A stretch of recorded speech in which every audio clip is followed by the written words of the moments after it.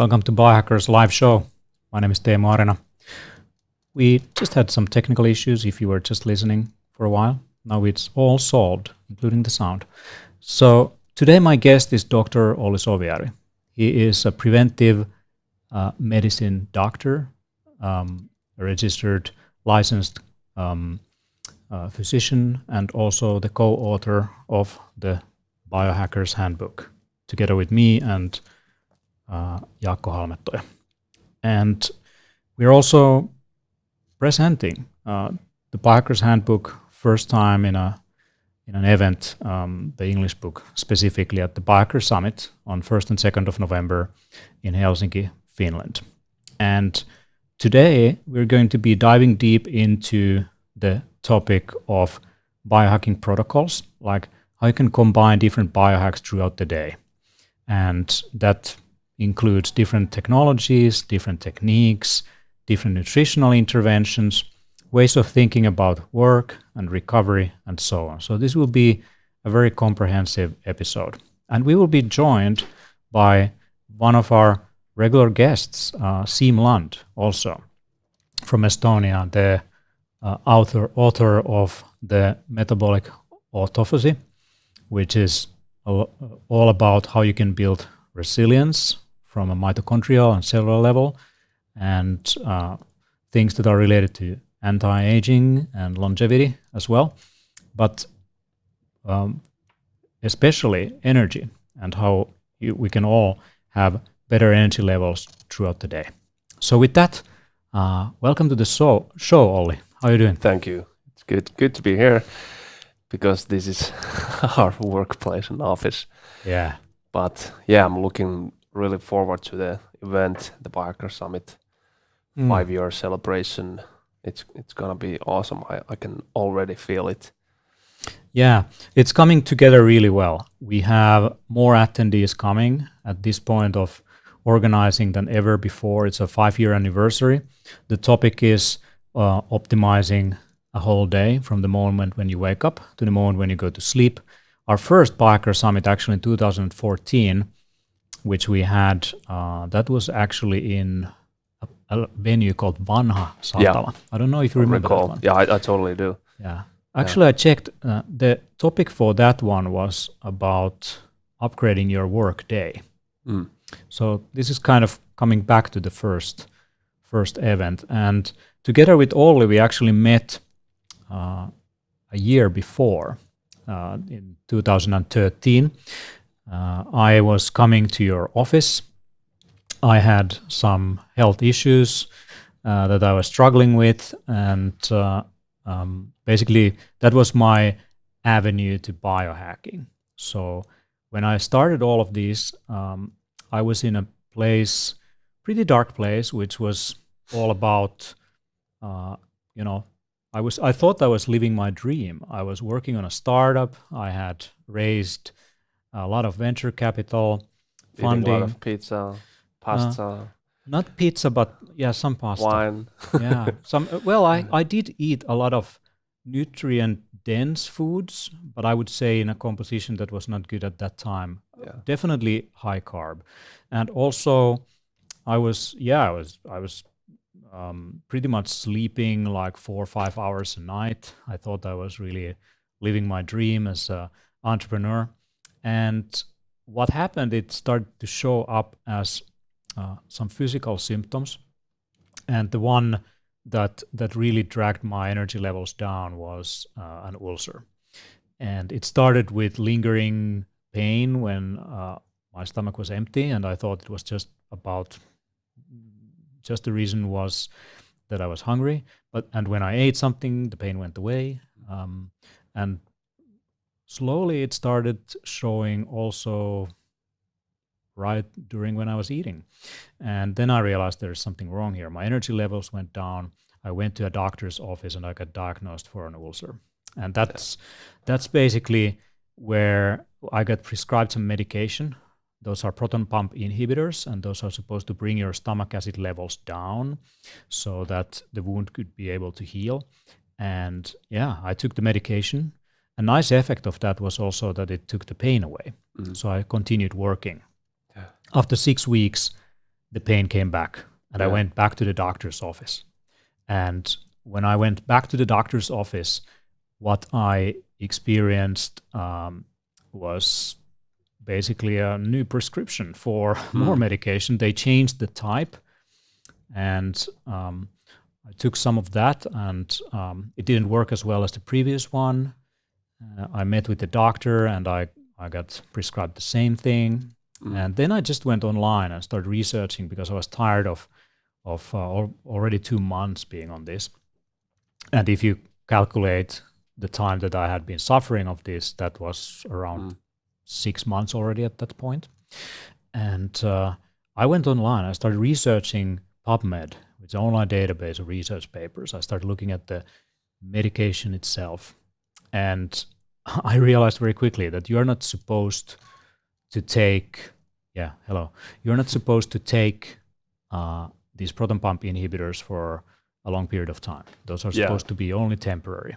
So usually 2 weeks and 6 weeks is about the maximum, or 4 to 6 weeks. And the idea is that you help to heal, but if you're not changing anything, that's leading to the issue. So then it's going to come back, of course. Yeah. So at that point, we hadn't met yet. But as a doctor, how common are stress-related symptoms?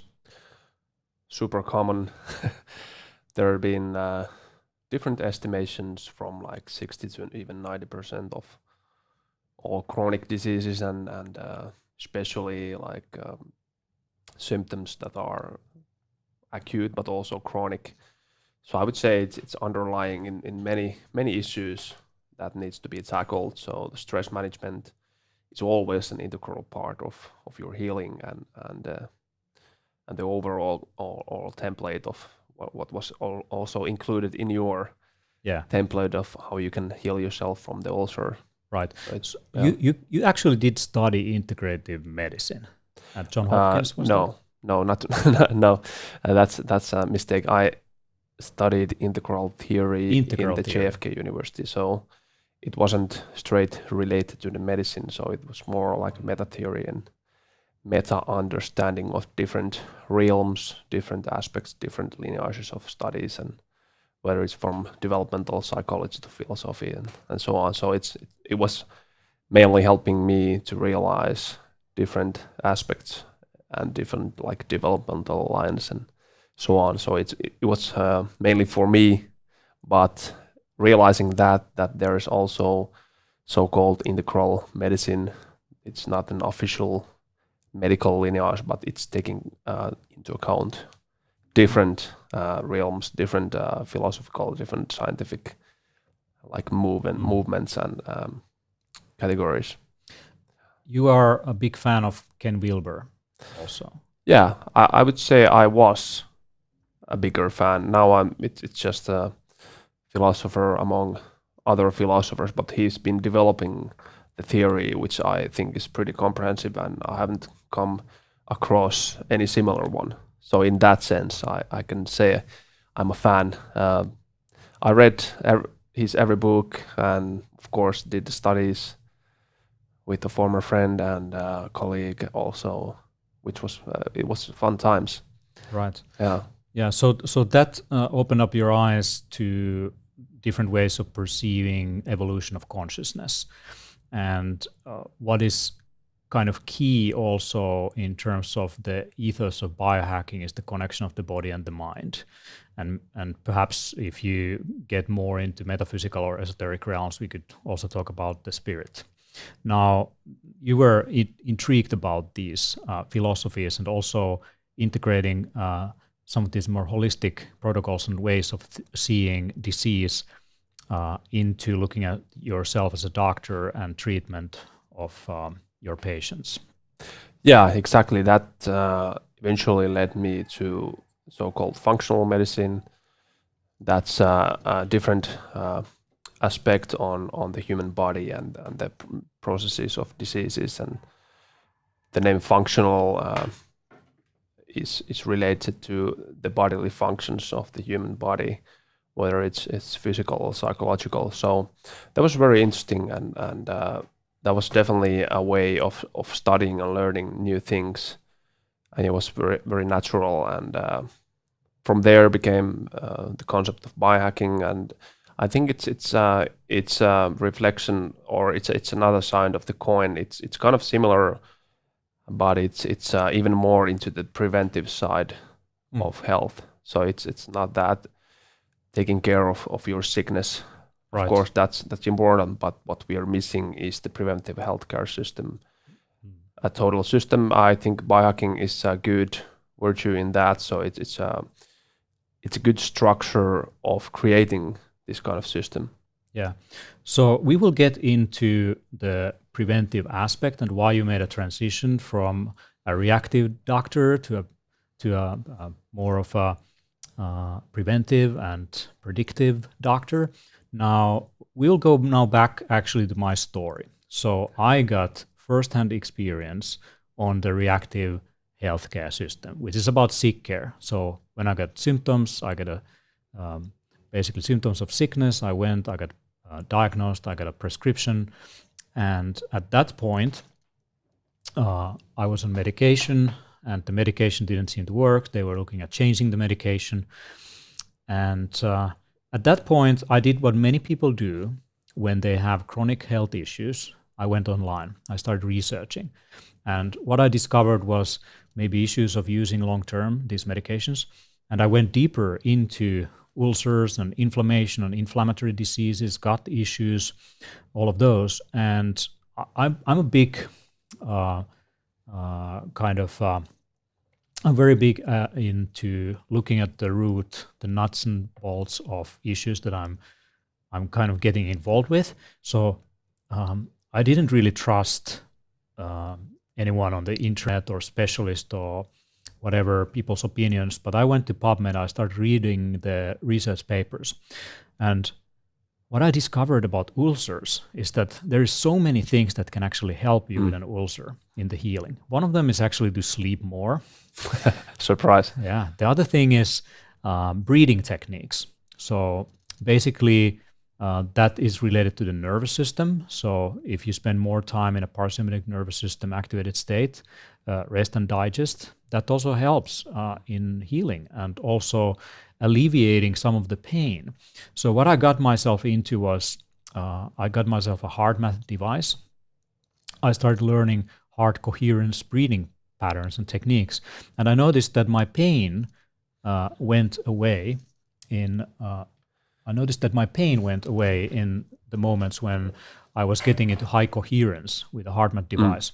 So now I had actually pain as a leading signal that helped me with breathing techniques. And I'm very grateful for that experience because I had an internal feedback system that told me when I'm getting into a space which is actually helpful to my recovery. So that was the moment when the pain actually disappeared. Yeah, and I think that was one of the key elements that actually connected us, because you had that device with you in my office, and I had already played with that. Yeah. So I've been using the HeartMath, the one you put in the ear, and you had the EM Wave too, and yes. that was something very interesting, like real biofeedback training. Yeah. So basically, the story continues. What I did massive amount of research into inflammatory disease. My hypothesis was that I had an imbalanced state in my body, which led to, due to low-level inflammation, due to extended stress. The body is a really effective healer, but because of the constant pressure, what was happening was that my body didn't have the resources to heal, so it was out of balance. And so I started looking at how can I bring the system back into balance. So I had a few different approaches. One of them was to get the inflammation under management. So that was through sleeping more, that was through stress management techniques. Then I looked at nutrition. I looked at nutritional products that would lower inflammation, things like curcumin and ginger, different medicinal herbs. I started looking at things that would be inflammatory foods that would increase inflammation, like maybe some grain products, maybe soy products, maybe certain lectins or sugars, goitrogens, bad oils, basically oxidized oils. I would say like mostly the commercial food that's been offered in many restaurants, in workplaces, they are highly inflammatory. Yeah. So I developed an anti-inflammatory diet based on all the research papers that I read. I didn't take any existing system, but I had some very specific compounds there that I was maximizing the intake of. And one of them was all the good stuff that is in broccoli, for example. I mean, years later, people like Dr. Rhonda Patrick would speak to the health benefits of some great compounds that you find in crucifixous vegetables. And but I discovered that in those days as a treatment. So I was basically steaming massive amounts of broccoli, and I got also eggs back into my diet. So I was eating a lot of egg yolks, and just everything that I was eating, I also avoided frying them. So I would use sous vide, vacuum-based cooking methods. I would use stews, and I got into more nutrient-dense foods and more color. And so those were some of the nutritional things that I did. I also used some supplements that have been shown to be very beneficial in a situation where you have an ulcer. So I had certain blends that I was using, and there was things like aloe vera even. Many other things. Glutamine. Yes, L-glutamine. I used. I remember reading from Tim Ferriss. Was it like 9 grams or something like this, or 6 grams? Maybe 6 grams. 6 grams of L-glutamine. Yeah, was my daily. Yeah, dose. It depends. There's even 20 grams and even higher doses to some, but yeah. Yeah. So I got into these things, and there was also different things that were related to technology. But when I went to my doctor, my doctor at that time told me that, I mean, these things, this research looks promising. So I had this huge pile of research papers. I had an executive summary on the top. I had done my genetic analysis also. That was in there. I had done also different urine tests and blood tests, and I had quantified things over time. And she said, looks great, but most people can't really change their behavior. That they basically drop back into their existing behaviors. Mm-hmm. And so what technology became to me was a feedback loop through which I was able to change my behavior. So when I implemented this protocol, after first researching it and also suffering of the ulcer for 3 months, I noticed after 2 months major improvements in my health and well-being. So the pain went away. At that point, I had already scheduled a time at your office because I had done my research, and I noticed that this guy in Finland knows a lot about these more holistic healing protocols. So I want to meet you and not someone who's going to prescribe me more medication. And at the stage where you actually had time was like, I remember it was like maybe 4 or 5 months away from the time when I booked it. And so I was already on my own protocol at that time. And after 2 months, the pain went away. After 3 months, I noticed increased sense of awareness, increased energy levels throughout the day. And when the summer came along, I also noticed that my allergy symptoms went away with pollen allergies. And I had this morning when I was supposed to meet you. And I thought, I'm already a healed person. There's nothing wrong about me. I should probably cancel this and not, use your expensive time. So even at that morning, I was like, I'm going to cancel this. But I kind of gathered my courage and decided I will go there. I will tell you what I did and see what you think about it. So I walk into your office, and I remember you maybe I was your last patient or something. Yeah, you were. And And lasted 90 minutes. Yeah. So I was supposed to be there 15 minutes. I come in. I remember you were sitting there, and you ask, "Okay, how can I help you?" It was a 30-minute time, but yeah, 15, 30 minutes, whatever. And I say that there is nothing wrong about me, but listen, I want to tell you what I've done. And I had all the papers with me. I had some of the devices that I've used with me, including the HeartMath device. And I noticed that you were genuinely interested in what I was talking about. And at that point, you also started looking at some articles for me. You printed out a few articles, and one of them was some writing from Ken Wilber, actually. So we decided to meet later on. But can you tell me, like, how often do you get like patients coming in completely fine and telling that, there's nothing wrong about me? Yeah, I would say it like 1 in 1,000, maybe, because there's been a few, maybe 2 or 3, not anything like this, but there are people who are very interested in their own health, and since not getting enough help for their needs, they've been doing the research themselves and then representing those to me, and it's always a delight, but nothing like this scale that you had. So you had the template and the matrix, kind of like a matrix. You had different realms and aspects, so it was very interesting, and I learned a lot also from there. So it's always good thing. So when I took patients, I was always in this position of also being a learner and being a receiver, and the patient is also a teacher.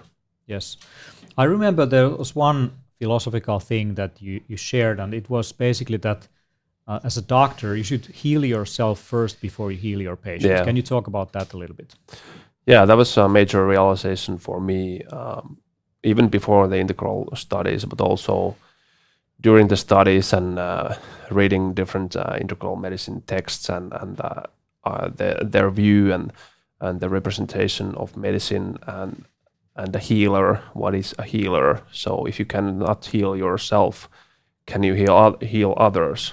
So having the experience of healing yourself is crucial in understanding what needs to be healed and the different aspects of the human body and mind and the whole being. So that was very easy also leading into the Biohacker's Handbook, and I had this visualization and this kind of concept of wanting to create something like this, but I didn't know what it was, but the intention was there.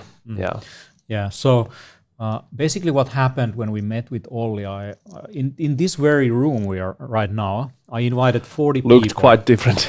It looked very different. This is my office that has transitioned over the years, and there was 40 people here in this office. And what I did, I shared what I had done, and some of the people who were there actually went on and founded the Oura Ring business. One of the guys who is one of their programmers was there, for example.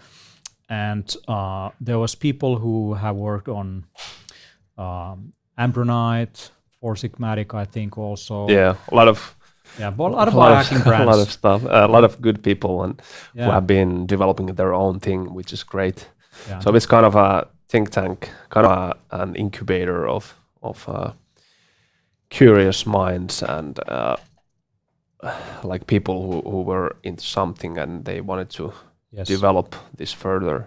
That was 2013 spring. Yeah. And that summer we met together with our mutual friend Jaakko Halmettoja, and you had this intention of writing a book. I had the intention to package what I had learned and done in a format that others could be able to learn from. So I wrote, I kind of led the writing of the first example chapter. The sleep. The sleep chapter in the Biohacker's Handbook. So I wrote that as an example, and we released that in 2014. Yeah, it was pretty soon. I remember that you put it together in the next fall of 2013, and it was yeah. I was like, okay, this looks good, and from there on we kind of developed a different method. So the sleep chapter was more kind of a more bullet listed, not that much of like how would you put it, like more telling. So the evolution of the book is pretty interesting, and every chapter became more professional, in my opinion. And then we came back and revised these older chapters, and that the sleep chapter it's pretty much there's a lot of the core left, but it's revised scientifically. And yes, absolutely. So, yeah. So you became kind of a lead writer in this, and I was a lot on the editing side and doing and filling in the gaps and doing a little bit of research and maybe thinking about how can we put this into a format that in a practical format, so that the research and studies would make sense from a practical perspective, and also to be easy to understand, because very easily get carried away with medicine, basically the academic gibberish and gibberish. Like verse long. Yeah. So popular, what I call this, and you are probably too, it's a popularization of science. Yes. In a very usable way.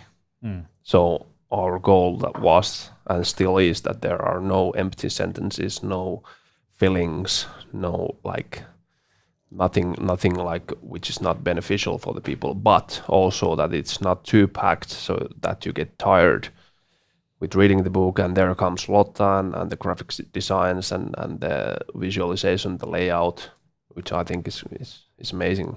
Yeah. So if you're listening to this and you don't have the book yet, you can get it from biohackingbook.com.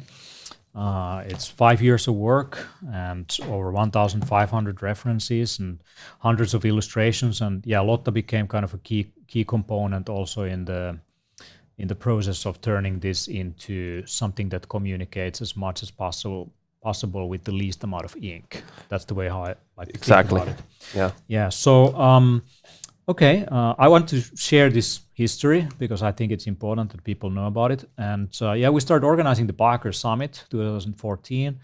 I think that's where we first spoke about the sleep chapter also, and we've been releasing chapter by chapter in the different Biohacker Summits in Helsinki and Stockholm and London and Tallinn and so on. And now we have a 5-year anniversary, 1st and 2nd of November. And in that journey, we met a lot of people who are into the same stuff as we are, and even more experts in certain areas. So the community has really grown. The movement has grown. It's now something that also provides a living for a lot of coaches and product companies and people. Like there's a whole industry that we were just on time, around the right time, putting this thing together. I would use biohacking almost as a synonym for preventive healthcare. And I can totally see that at some point the biohacking as a term might not be as relevant as is the prevention side. And the preventive healthcare as a system is just rising. And that's why there's so much potential, so much available jobs, and the whole area. I would want to say industry because it has a kind of a negative connotation, but it is an industry.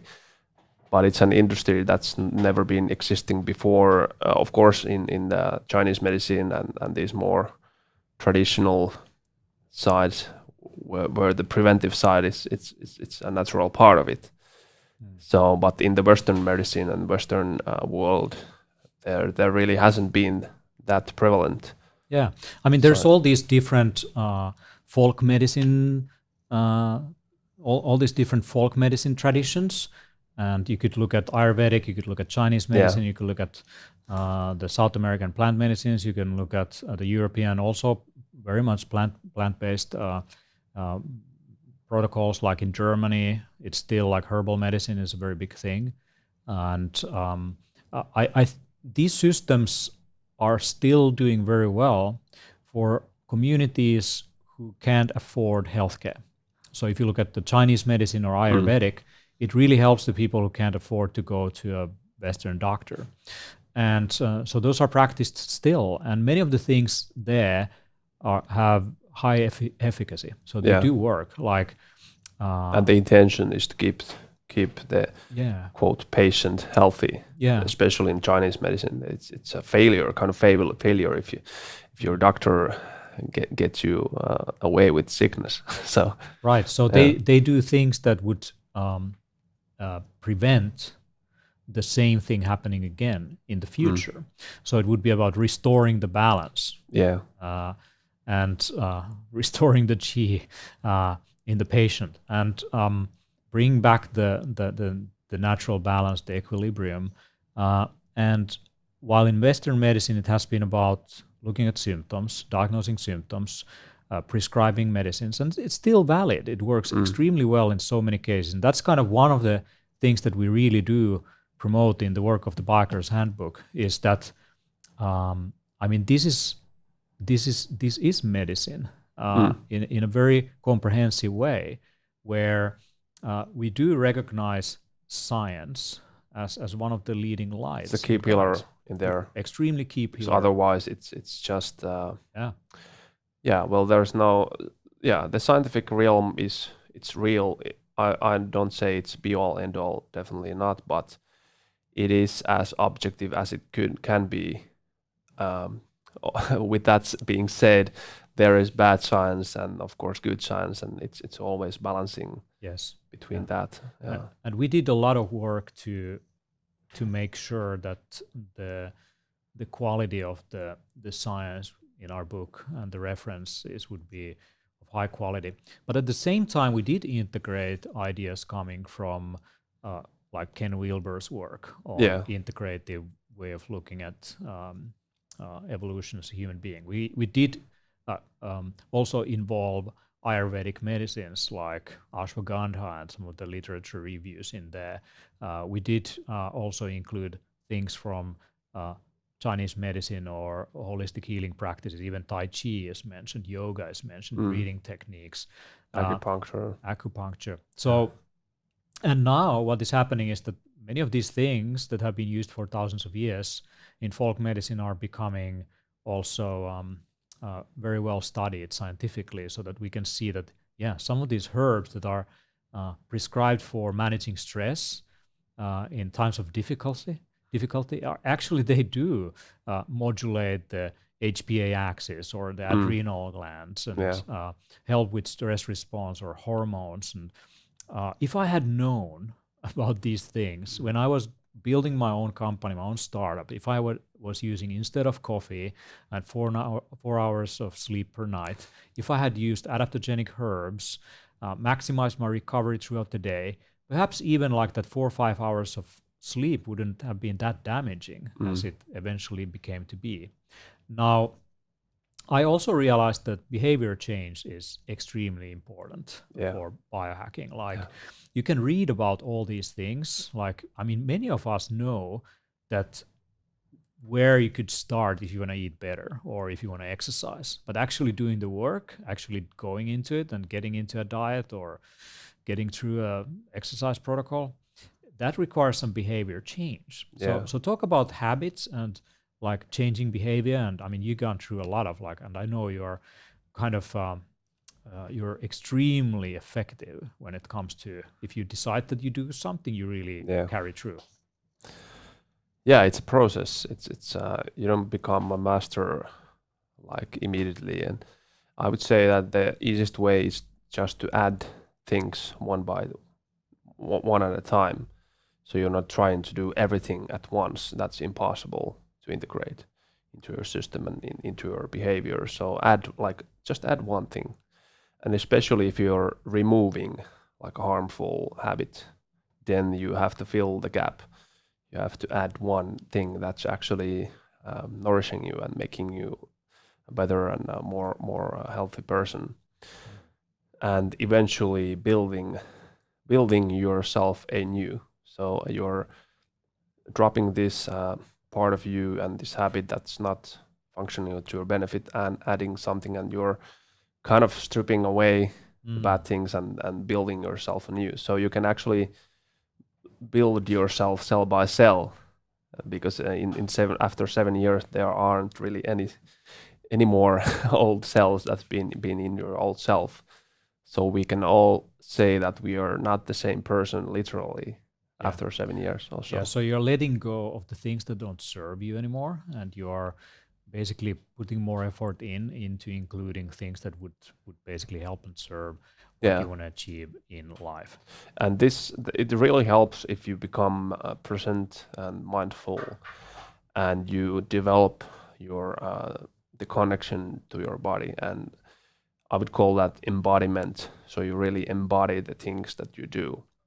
So for me, for example, it was basically realizing that not everything is anxiety, because I was working too much and everything felt kind of like a pressure, and the only thing I knew was anxiety, but there are different aspects of that emotion. So becoming aware of your feelings or of the things that happen to your body. So I began developing that back in 2006-07, and just doing meditations for integrating like a body scanning meditation, and just being aware of my so-called inner body, or the inner energy, or whatever you want to call it, inside of you. So without that, it's kind of hard to change anything, because if you're not at all embodied in your own system. Right. Okay. So that's if I go into my example, for example. Your example, for example. Yeah, for example. Let's have an example. I actually knew how I could eat more. I actually knew that I could sleep, more per night. I knew that I could do breathing techniques, meditation, all that. I didn't do it. I just took some medication. I thought, I can continue. That's the easy way. Until I realized that there is no other way than actually taking responsibility. So I think many people in the health community who eventually wake up and they take their own health into their hands, they have to go through a crisis. It could be a personal tragedy in terms of health, and that basically challenges them in such a way that they have to really change behavior. Can you tell about your own similar experience a little bit? Yeah, there have been quite a few experiences. So basically, I've been very interested, for example, in nutrition for tens of years, even before actually graduating from high school. And I was interested in nutrition, but the knowledge back there was quite different, and I was into more like bodybuilding and just eating a lot of protein and shakes and stuff. I also actually I did use creatine back in like 1997 or something like that, without actually realizing that it's been helping me cognitively also. So that's a side story. The whole period of being in medical school, I was pushing myself. My calendar was, from the moment I wake up to the moment I go to sleep, it was packed. Right. Every day, all the time. And I was working from the first year of medical school. I was doing DJ gigs already and doing like everything too much. And of course, not sleeping enough and having social jet lag all the time, hangovers and so on. So I keep on doing that kind of pace about 10 years until came the point of a near breakdown.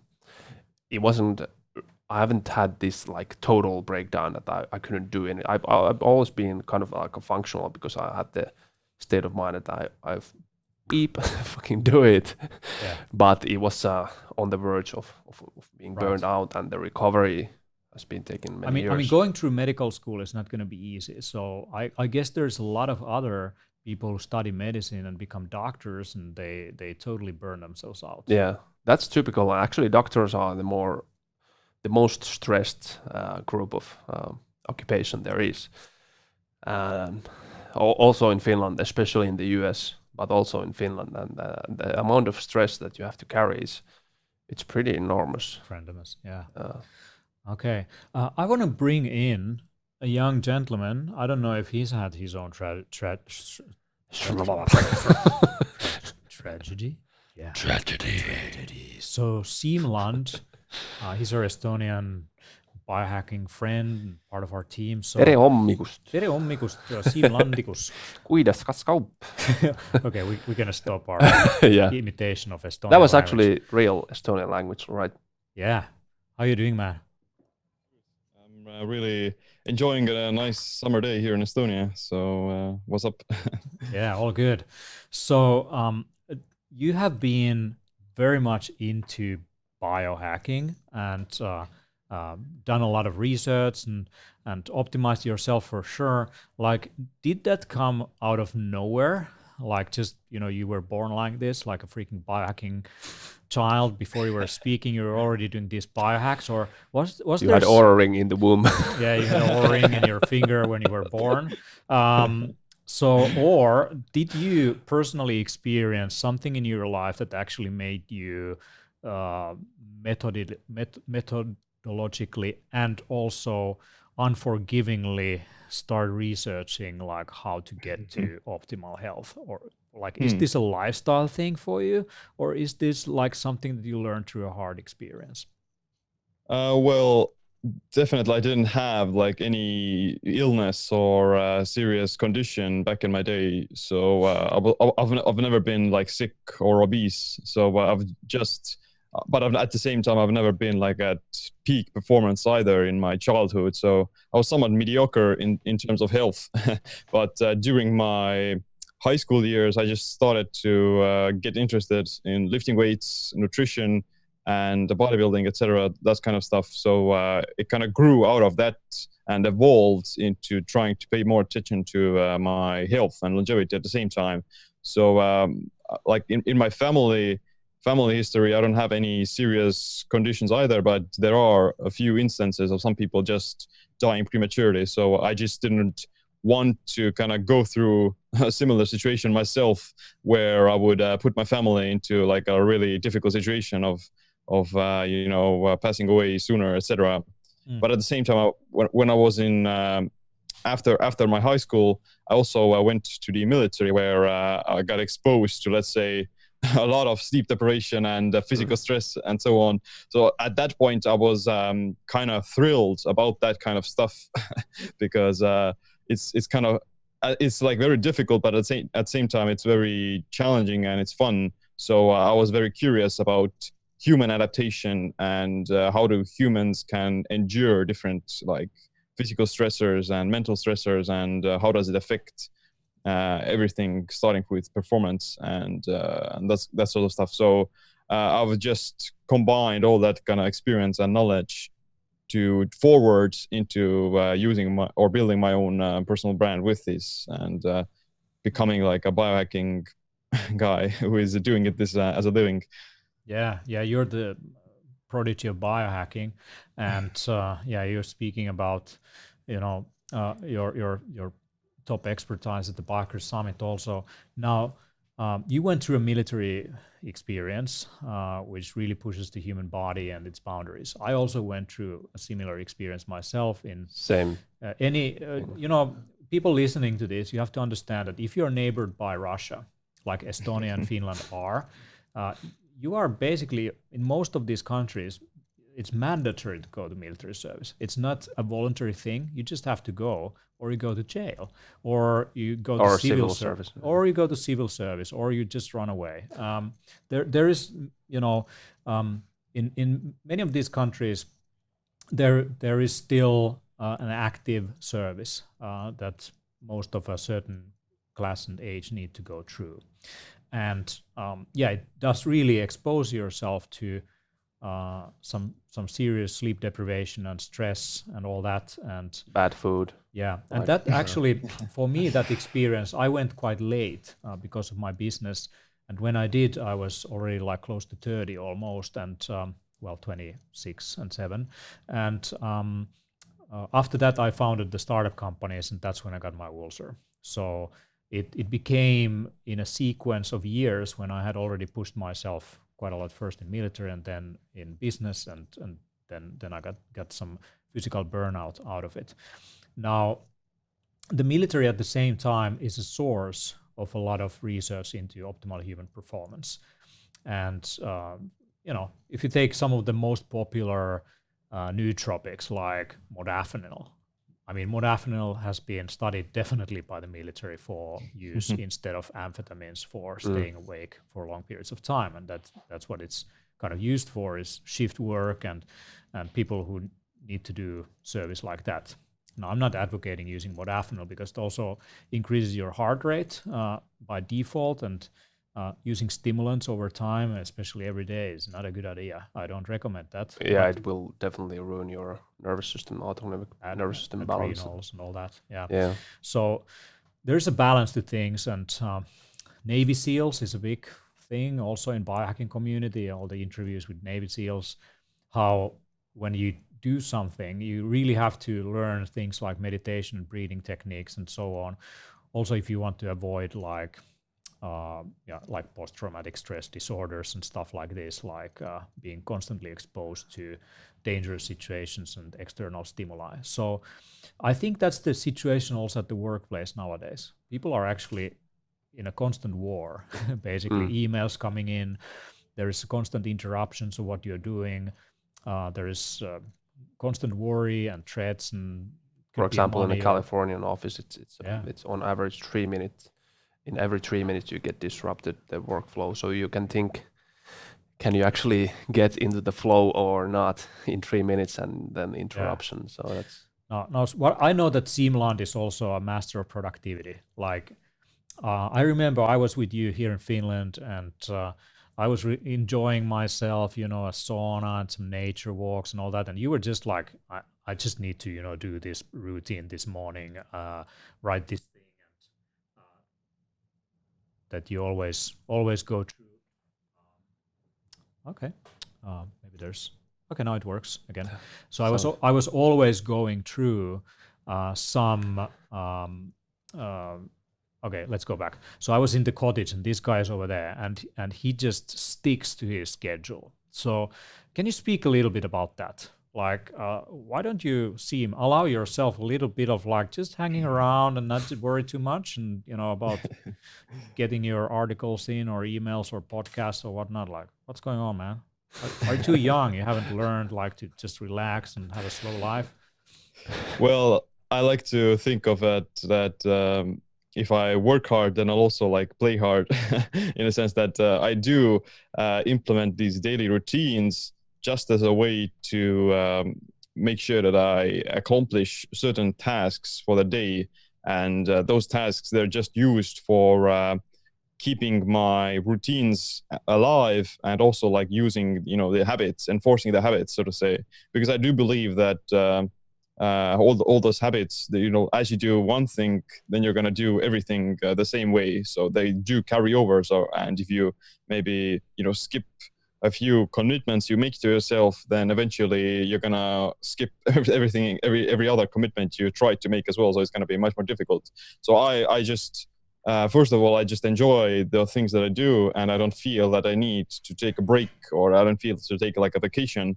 So that's what I would do, like by default. Right. But at the same time, even if I do like work with, every day on something, and, be somewhat productive, then I'll still have a sufficient amount of time every day for, downtime and relaxation. So usually like at home, when I'm at home, then I'll, be productive of the first half of the day. And, in the afternoon, after, I've done everything that I need to do, then I'll always like just chillax and relax myself. So I'm not the kind of guy who works late into the night, or works after dinner, etc. So I always, like Teemu. Yeah, I'm that guy. I relax all day long, and then I work all night. So, Siim, do you make your bed in the morning? Yeah, I do. Like, I don't have a bed. I wake up in the forest. Sleep on a spike, man. I don't remember what happened. Yeah. Naked. Yeah. But you do, yeah. Sorry, interrupt. Yeah, I usually do. Yeah, like it's a first win for the day. Like there's this Navy SEAL commander who said that if you wanna change the world, then start by making your own bed. So it's a good practice for just ticking the first box, for ticking the first thing off the list, and kind of getting into the momentum, because that's gonna just condition your brain to, okay, I did this thing, now I'm gonna do the other thing, etc., etc. So yeah, after an hour or so, you're gonna be in the flow, and you don't let like procrastination to start kicking in. Because imagine if you were to like procrastinate on making your own bed, then you're gonna just start to procrastinate on everything else as well. Yeah, I started actually thinking about this when I was recently on a road trip in France and Italy, and people there, and Spain also, people have siesta, and after eating, they take a little bit of a break and relax, and maybe that's because of all the carbohydrates and the sugar spikes.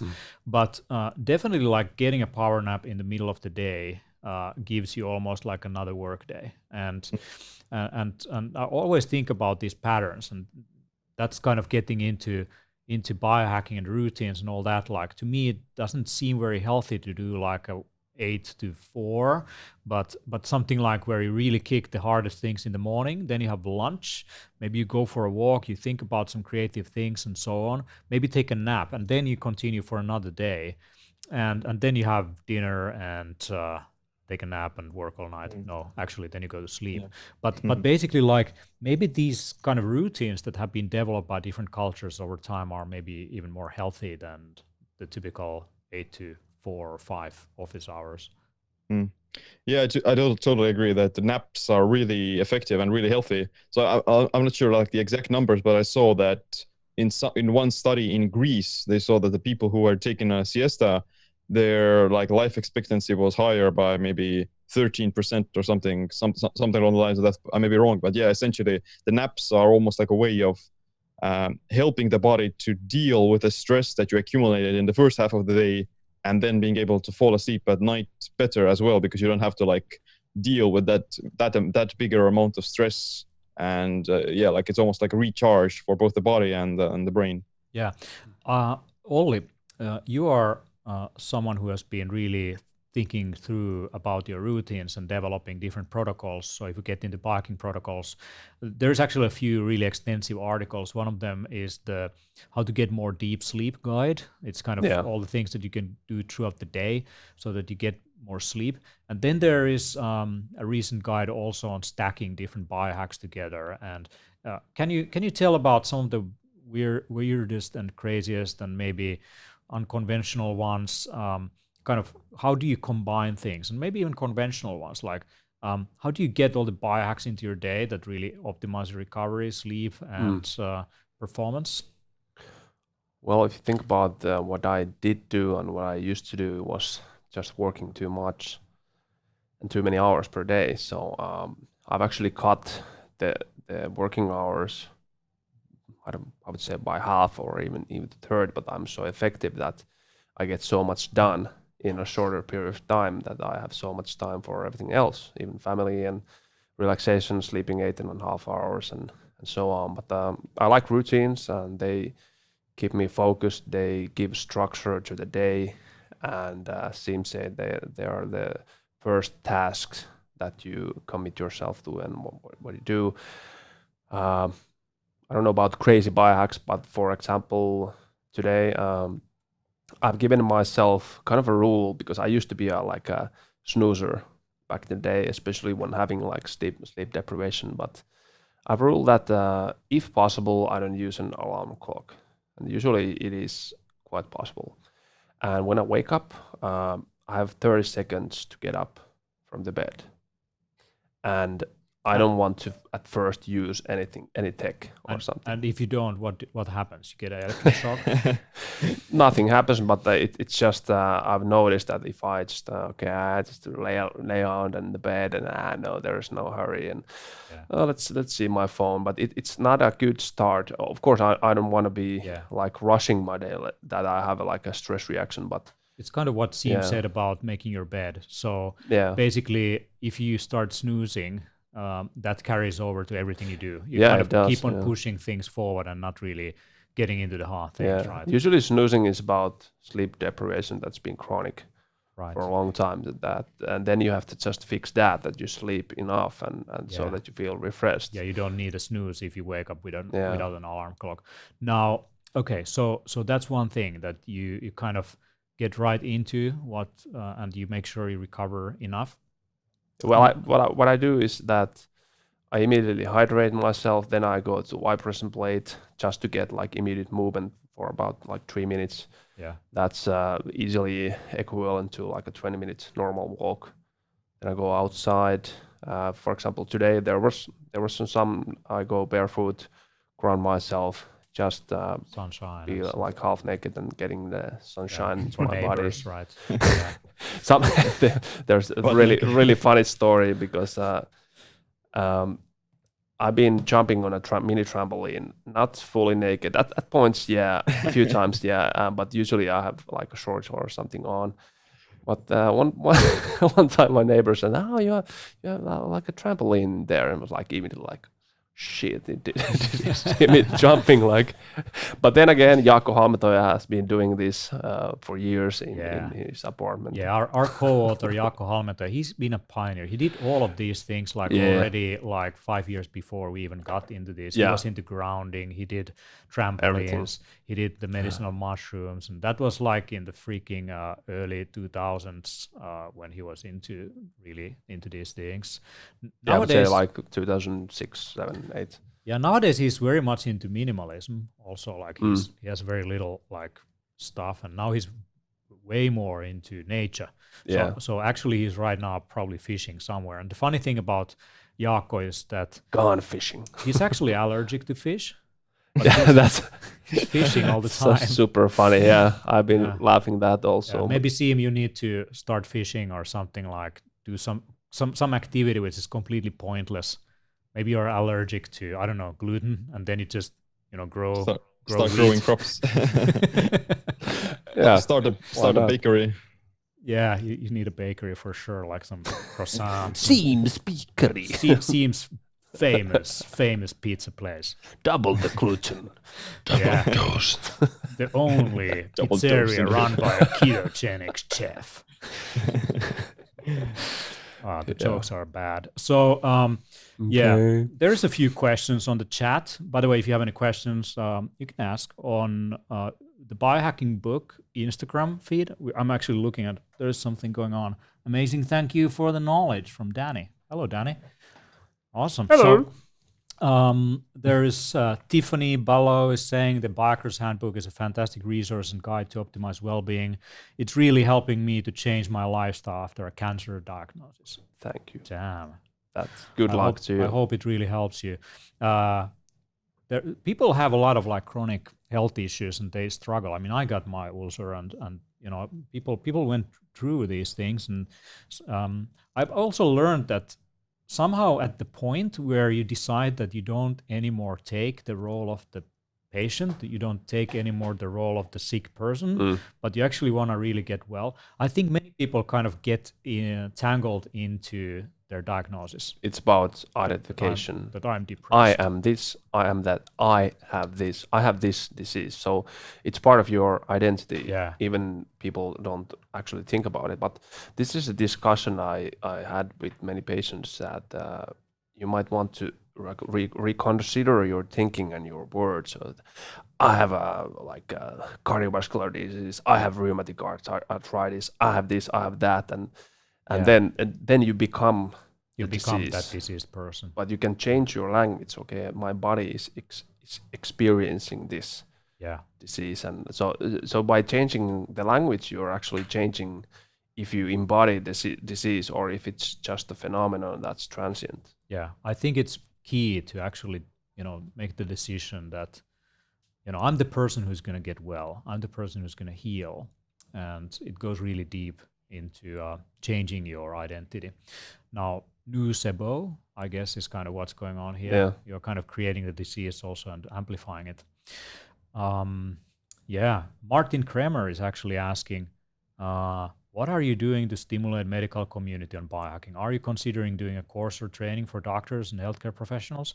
I mean, both you and me, we do give presentations both in a wellness community as well as professional medical community. So there's a growing interest definitely to biohacking when it comes to doctors and establishment. And we made sure also in Finland that the biohacking is part of the discussion. It's part of the political agendas in pushing preventive healthcare forward. And biohacking is kind of synonymous to self-quantification, patient-centric approaches to medicine, and the fact that patients are becoming active participants in creating their own health. Now, I had a call actually yesterday with a US-based doctor who trains people who want to get into these holistic healing protocols without practicing with a license. So those would be nutritional advisors, life coaches, health coaches. So there's a growing interest in, dealing with things like sleep issues, hormonal issues, productivity issues, all these different modalities in coaches who used to only coach on a specific thing. Like maybe you're a personal trainer at the gym. Now you're not just training how to lift a lot of weights, but also like how you can recover faster so you can lift more tomorrow. Or you are a top management consultant, and it's not just like coaching your customers how to run your business, but also like how you run yourself to become a more resilient, more of the person who you see yourself becoming. And one movement I want to add on there because you mentioned personal trainers and so on is the movement of CrossFit. It's just what I've been thinking about it more deeply. I used to do that and still do occasionally, and it was a really huge part of the transformation in the body integrity and how the body functions and all the movements and embodiments and the realization. And what I've been following, it's become a global trend, and it's helping so many people. Well, especially in the US, a lot of very ill, very very unhealthy, really fat people going to that, and they take the course and they really go into the community, and it's the power of the community. So I see that really positive trend into preventive healthcare as well. So it's just one aspect of that, and it has so much positive in it. And there are a lot of different types of movements that are really a side of the same coin in the sense of the preventive health. Right. Oh, someone from Chicago tries to call me. Chicago. Probably not going to answer this. Maybe it's someone who tries to call in. Yeah, we need to actually get this kind of audience calls into our show in the future. I think that's something we should do. Hello, this is John McCain. Yeah. Hi, this is Batman. I see you. Who? Okay, so if there's any questions on the chat, like maybe on Instagram Live, like we can answer with Olli. Like I'm here with medical doctor Olli Sovijärvi and Siim Land. Now is your opportunity. If you have any questions, like shoot. So anyway, back to Olli, your kind of daily crazy routines. Like give us something that people haven't heard. People haven't heard. Depends, of course, of the person. Not just the regular stuff, going on a trampoline and getting sunshine. Like, what is the crazy stuff you do? Like, do you do some coffee enemas or? No. Okay. I'm not Ben Greenfield, although I love the guy. Just amazing Superman. But coffee enemas every day. Yeah. Well, after the sunshine and the nature connection, I use the Viewlight International 810 therapy device just to get more blood flow to the brain, and it's better than coffee. Right. But I want to have a little sweat every day, every morning. So what I've been using is the infrared sauna. I've been using it like 6 years. I would say every morning, like when I've been at home. So I get the sweat on and I finish it with cold shower. This is of course basics that people at least have heard of. but how many actually go into the infrared sauna? So that's I want to get the blood flow. I want to get the sweating and the purification. So this is also a sense of constant detoxification. So helping to keep your body lean and clean. And there comes also seems intermittent fasting and the autophagy and all these kind of things. Yeah. So it's a crucial part of my everyday routines. Seem about the intermittent fasting and practicing ketosis or whatever, like throughout the day.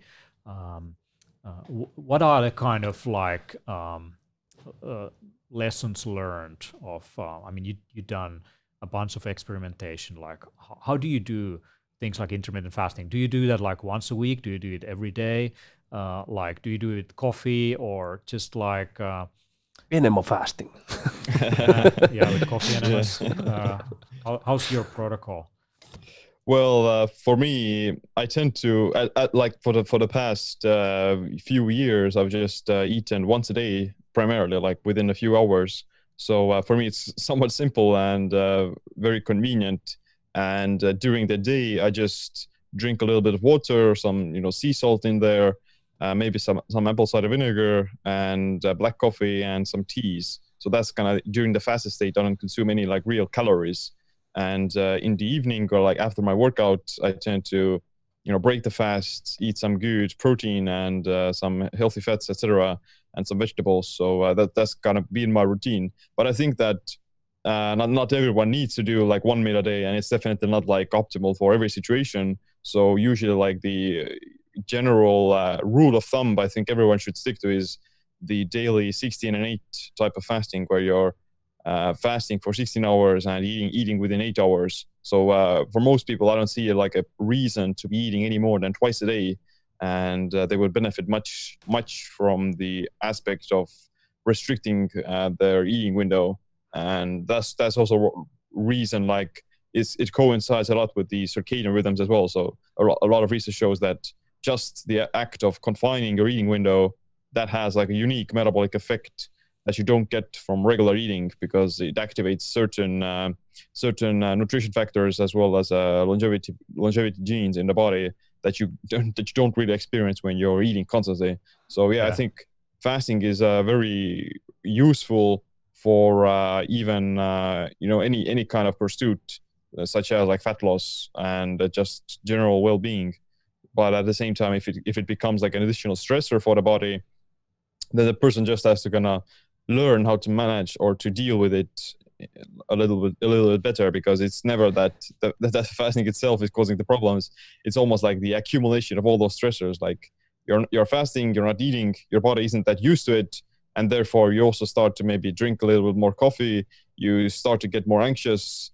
You experience just more mental turmoil and physical stress. So as you would get used to it more, or as your body would become more keto adapted, then the fasting itself will also become much easier and less stressful. So it's always a matter of like, how do all these different lifestyle factors transition over to your body, and because it's never like one specific thing that is causing the issues. Like you can say this, I just remember like hearing from Mike Mutzel recently that he said that if the reason that fasting is gonna increase stress is the reason that you should avoid it, then you should also avoid exercise, because it's gonna raise your blood pressure and make you sweat and so on. So it's a positive stress in some sense, and you just have to learn how to incorporate it in the right dose and at the right time. I just incorporate some rage in my day by not eating. That was a fun study. But just become the master of your own self. That's the sentence I've been repeating over and over again, and people, when they realize it, it gives a lot of like freedom to their habits, and also that you don't have to be like super strict. So I like the eating the one big meal a day, but occasionally, if I feel like it, I'm drained. For example, today I had a heavy workout yesterday and some activity also this morning and today, and before the show I was feeling kind of aches in my body and just a bit lower in the energy. So I decided, okay, now I want to eat, and it immediately made me feel better, and I get in some nutrients and amino acids and so on. So you don't need to be like super strict, but what Sim said, I still can do the 16 and 8, because the 8 hours is actually pretty long time for an eating window, and it gives you a lot of freedom. How about I also like to eat like one meal per day, especially in the evening, because I really value like the work time, the active time that I can get into my day. And if my stomach is full of food and all the blood is there, I'm not really thinking straight. Now, are you guys worried about then, undigested food, like eating too late, or things like time restricted eating that you shouldn't eat like after sunset, the metabolic effects of that? So what's your take on that? Well, I can say it might work if you're living in the latitude that's having a same pattern every day, a year round.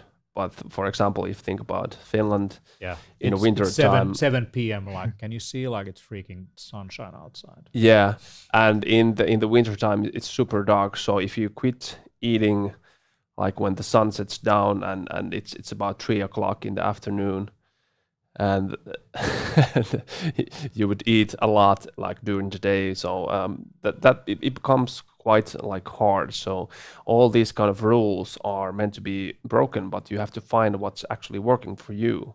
So in a sense, there's Sim's been like speaking about this a lot, but if you eat like heavily and the one meal just before you go to sleep, it's guaranteed that your heart rate, it's gonna be elevated for hours, and the process of digesting the food. So in that sense, you might want to time like the eating, like let's say 4 hours before you go to sleep, and you're still very satisfied and not hungry. And some people, they like to eat something just before going into sleep. So for example, I'm kind of those guys, and I like my 2 kiwis and maybe like a piece of dark chocolate or like a spoonful of honey, or all of these combined, and it makes so much different in the sleep quality and also the calmness that I feel. Yeah, you can read about the kiwis and the benefits of that for deep sleep in the Deep Sleep Guide. The kiwi thing is pretty interesting, because many have been like picking that up from the Deep Sleep article and from different podcasts, and that's new. And it actually works, and all the people who like do it, and they're like, oh my god, this is actually really helping the sleep. And this How about what do you think seem like about this? Do you like kiwis? Do you like eating late and being constipated all night? Well, then you can do like an enema in the morning or something with the coffee. But basically, I think it depends a lot on how many calories you're eating and what type of food you're eating as well. So the different foods take different times to digest, and they're also going to have like a different response when it comes to sleep quality and the day afterwards.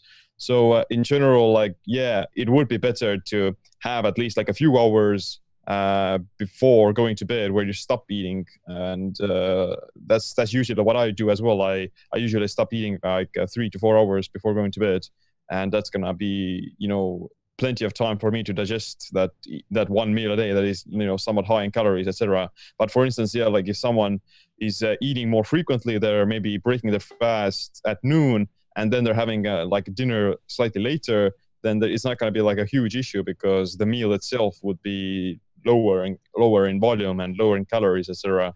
So like a bedtime snack isn't inherently going to cause any issues, and it can even promote like a deep sleep if it's comprised of certain nutrients. Like for instance, carbohydrates in general can be used to promote serotonin and fall asleep, and just like a little bit of protein can also reduce the time you wake up during the night and giving like the brain some sufficient energy. So it's a matter of context. And they've also done some studies where they compare this time restricted eating patterns, where one group is eating breakfast and lunch and the other group is eating like lunch and dinner, and there isn't like no there's no difference in terms of like metabolic health and other outcomes. Exactly. So I think like the biggest magic comes from just the suppression of the time frame, where you're doing some form of fasting and you're not eating all the time.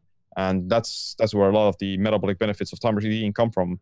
And usually the main idea or optimally it would be better to have a few hours before going to bed where you stop eating, but it's not like a huge difference when it comes to like eating breakfast versus eating dinner. Yeah, so what a relief. we have been cheated on with all the information. You must eat breakfast. On the fact that you need snacking all the time. Rigmor Kvarnström is asking, how do you change the situation when you are waking up during the night often? So I guess he's having like issues. He's tried many things. He thinks it might be cortisol. Yeah, I can go on with that. Yeah, but you can read the question.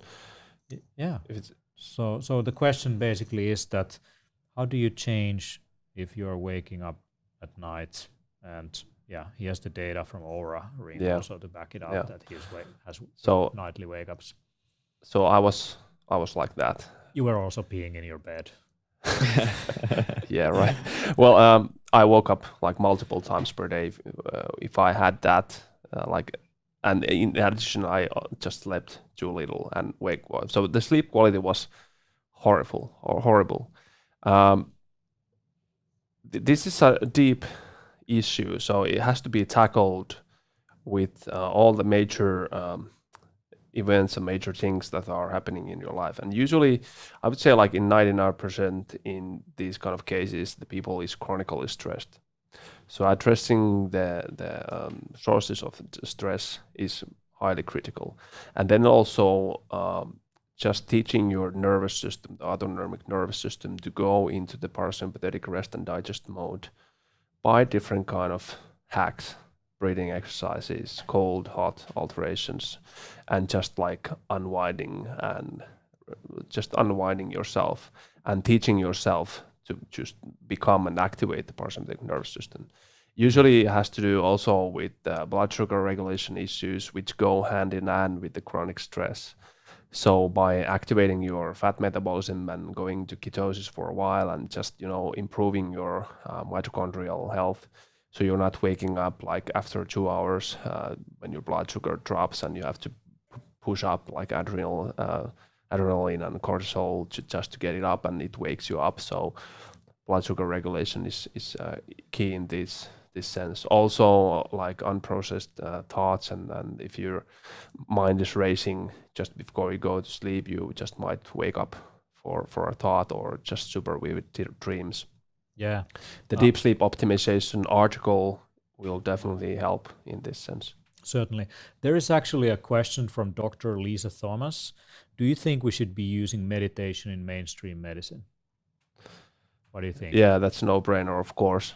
And it's going there by the form of mindfulness, because it's so well researched. There are so many, like thousands of studies in mindfulness meditation based techniques, and it's already kind of there, and it's being taught to children in different schools, and I'm sure it's going to be in a curriculum of like medicine and in different other fields. It's definitely going there. Yeah, certainly. I mean, the studies that really back it up, that it has benefits in so many different illnesses, and often it's, I mean, if you are in a sympathetic nervous system overactivated state, it doesn't preserve you over time. It helps you in short term with survival, running away from the lion, so to say, but with a compromise of long-term health. So in the end, it's about balance, and people are completely unbalanced by modern society and the constant bombardment of messages and the constant flow of information and interruptions. And I mean, we have to become conscious about not just about doing things like meditation, but how to really manage the signal load from our environment, television, overstimulation. Yeah, overstimulation from mobile devices, not just like information streams, but also like just noises, Well, everything basically has been recognized by your nervous system. Yeah. Because it basically has been recognized by your nervous system. Yeah. Because it might be a threat. Exactly. So it's evolutionary wired, all the noises and like things into the periphery of your visual field, and it's we are basically wired to for the danger. So if you're constant like observing your surroundings for possible danger, you're in the mode of definitely not getting enough rest and relaxation. That's for sure. Yeah, I think we guys we need to get some rest and relaxation soon and get out of this podcast. So Siim, like what is your kind of sleep hack in the evening if you have like interruptions and erasing thoughts? Like, do you have like some special techniques you do in the evening maybe tonight other than jerking off? Sorry. Well, I would say that I don't really get like anxious thoughts in the evening or something. I don't need like a ton of let's say time to wind down in order to fall asleep. So usually my Oura Ring score also tells me that I fall asleep like within a few minutes. And maybe part of the reason has to do with that I just during the day I'll be more physically active and work out, etc. All those things, they just build up sleep drive, and that just puts like more pressure onto my system that you actually want to fall asleep. And whenever you hit the pillow, then it's much more easier to do so. But when I would like on some days, like every once in a while, I may have like some restless nights where I'll just toss around for no reason and don't know why I won't fall asleep. But usually it may have to do with like drinking caffeine too late in the day, or just maybe exercising too late in the day as well. So those would be some of the things that I would pay more attention to. But some literal hacks to fall asleep is I've seen that cold temperature is very useful for that, because it really puts you into this parasympathetic state, and also like lowers your core temperature, which is one of the additional signals that is needed for your body to go into deep sleep. Like to go into deep sleep, your core temperature needs to fall like a few degrees. So if you are like really hot and sweating in the bed, then it's somewhat more. It's going to take a longer time to fall asleep, and definitely you will wake up more often. So I usually use like a fan in my bedroom, and I also have the chili pad where underneath the mattress is the cold water running, and that's just automatically going to lower the entire temperature of the bed. So those things are pretty damn effective. I actually I get completely naked and then I put socks on.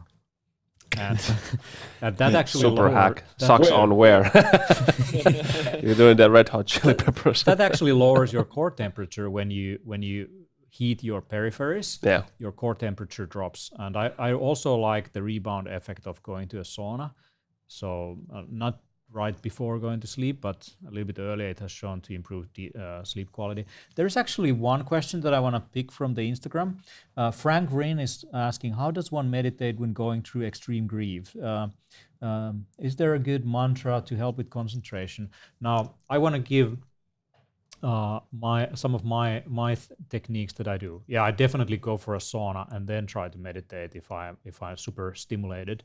I really like also some guided meditations on Spotify, like search for Sadhguru, SADH Guru. Sadhguru is pretty good. There's a specific track that I find myself going back again and again, often in the evening. It's kind of my trigger thing in the evening just for relaxation. It is a song by Alio Die, D-I-E. I Let You Die. A-L-I-O-D-I-E. And the name of the song is In the Labyrinth Garden. And it's so meditative thing on its own that it really, really helps me in the evening, just drift away. Do you guys have some of your favorites? Yeah. For years, well, there's these stacks and combinations. I've been using this Swedish spike mat for about 11 or 12 years. I still have the same mat. So it basically has these long spikes, It's kind of a more into this traditional Indian spike mat. But the thing is that it's helping to release endorphins and oxytocin and just putting me into a really feel good space.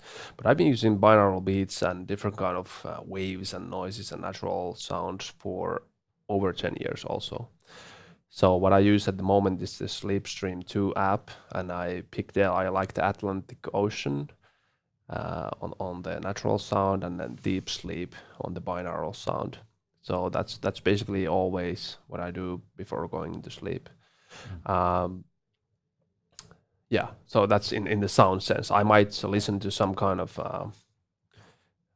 like a music that's not really stimulating me, and there have been studies on these yoga musics and these soundscapes that actually help to fall asleep. And there's even like a composed special sleep track that I revised in the Deep Sleep article that I actually tested, and it was really good. So the link is also in the article, and that was like a special song made for inducting you into sleep. And it was there was this small scientific study on that song. So music definitely is might be really helpful or might be really disturbing also. There is a pretty good playlist on Spotify called Most Relaxing Songs Ever. And I remember that Marconi Union, the song called Weightless, is actually one of the songs that have been chosen by scientists as being one of the most relaxing songs out there. Search for Weightless. Weightless, yeah. Not Fateless, even though that's good too. But that's pretty good. So how about Seem Like? Can't get no sleep. I definitely don't need any. After